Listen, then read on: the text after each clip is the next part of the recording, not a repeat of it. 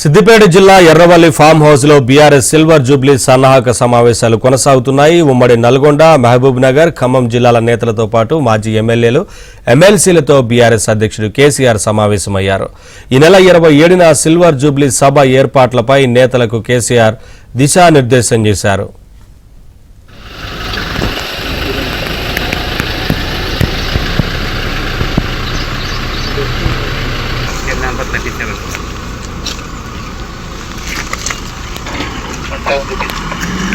రాత్రి నుంచి లింగాల కమల్ రాజ్ సార్ నియోజకవర్గాల వారీగా కార్యకర్తల సమావేశాలు నిర్వహించి వరంగల్ సభకు జన సమీకరణపై దృష్టి పెట్టాలని నేతలకు కేసీఆర్ తెలిపారు. ఇప్పటికే ఉమ్మడి వరంగల్, నల్గొండ, మెదక్, నిజామాబాద్, కరీంనగర్, రంగారెడ్డి, హైదరాబాద్ జిల్లా నేతలతో కేసీఆర్ సమావేశాలు నిర్వహించారు. ఈ నెల 23 వరకు పార్టీ నేతలతో కేసీఆర్ సమావేశాలు నిర్వహించనున్నారు.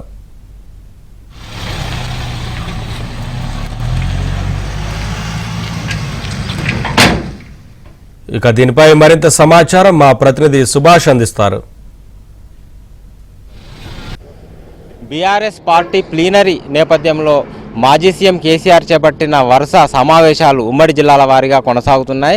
ఈరోజు ఉమ్మడి ఖమ్మం, అదేవిధంగా నల్గొండ, మహబూబ్ నగర్ జిల్లాలకు చెందిన నేతలతోటి సమావేశమయ్యారు కేసీఆర్. ప్రధానంగా ఈ నెల 27న చేపట్టబోతున్న భారీ బహిరంగ సభకు సంబంధించిన జన సమీకరణపై నేతలకు సూచనలు ఇస్తూనే పార్టీ పరిస్థితుల మీద కూడా ఆరా తీసినట్టుగా తెలుస్తుంది. ప్రధానంగా అటు ఖమ్మం కావచ్చు, నల్గొండ జిల్లాల్లో పార్టీ చాలా వీక్గా కావడం వంటి పరిణామాల నేపథ్యంలో అక్కడ బీఆర్ఎస్ పార్టీలో అంతర్గతంగా నెలకొన్న సమస్యలపై మాజీ మంత్రులు పువ్వాడ అజయ్ కావచ్చు, అదేవిధంగా జగదీష్ రెడ్డి, మాజీ మంత్రులు మల్లారెడ్డి లాంటి వారితో కూడా మాజీ సీఎం కేసీఆర్ అడిగి తెలుసుకున్నారు. ప్రధానంగా ఈ వారం రోజుల పాటు నిర్వహించిన అన్ని జిల్లాలకు సంబంధించిన సమావేశాల మొత్తం సమాచారాన్ని కూడా మాజీ సీఎం బేరీజ్ వేసుకుంటూనే ఈ ప్లీనరీ తర్వాత తీసుకోవాల్సిన పార్టీ పటిష్టతకు తీసుకోవాల్సిన అంశాలపై కూడా ఒక నిర్ణయానికి వచ్చినట్టుగా తెలుస్తుంది. ప్రధానంగా ఈ నెల 27న భారీ బహిరంగ సభకు సంబంధించిన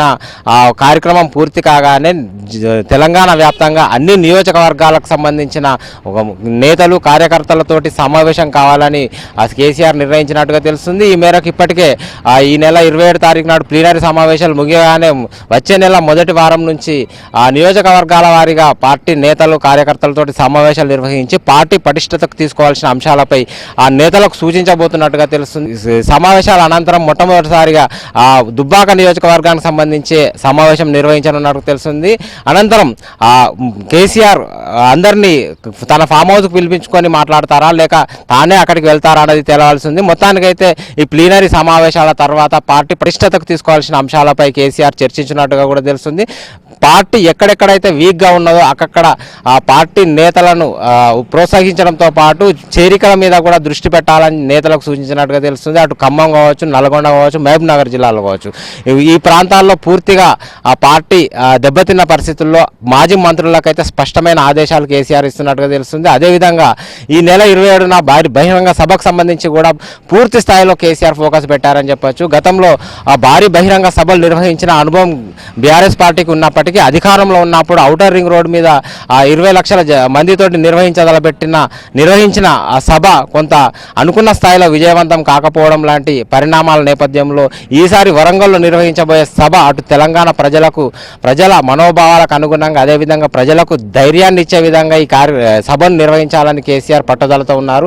సో ఈ సమావేశం ద్వారా, ఈ భారీ బహిరంగ సభ ద్వారా బీఆర్ఎస్ మళ్ళొకసారి ప్రజల్లోకి వెళ్ళడం, నియోజకవర్గాల వారీగా బేరీజ్ వేయడం, రానున్న లోకల్ బాడీ ఎన్నికలు, అదేవిధంగా మున్సిపల్ ఎన్నికలకు సంబంధించి పార్టీని స్ట్రెంథెన్ చేయడం ద్వారా మళ్ళీ పార్టీని లైమ్ లైట్లోకి తీసుకొచ్చే విధంగా కేసీఆర్ అయితే ఆలోచన చేస్తున్నట్టుగా తెలుస్తుంది. సో ఈ రోజుతో ఉమ్మడి జిల్లాల వారీగా సమావేశాలు అయితే ముగియబోతున్నాయి.